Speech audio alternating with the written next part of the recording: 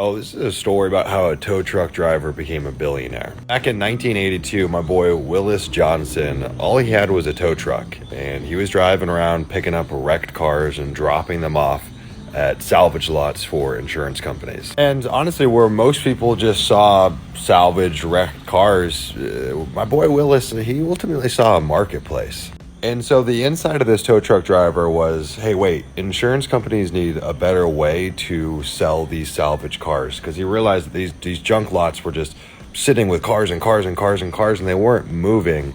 And so the insurance companies didn't really know what to do with them.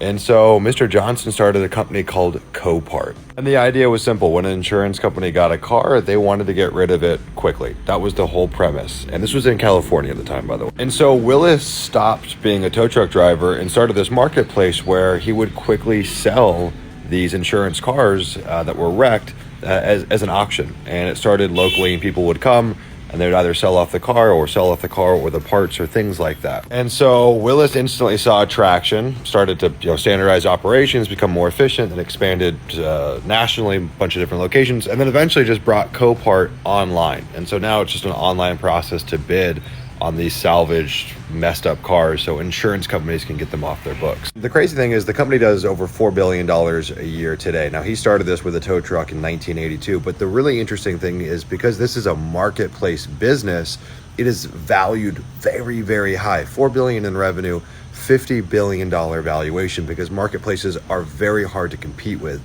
and you have an inherent moat in a marketplace business because you've got both sides. It's really, really hard for someone to come in and compete with that.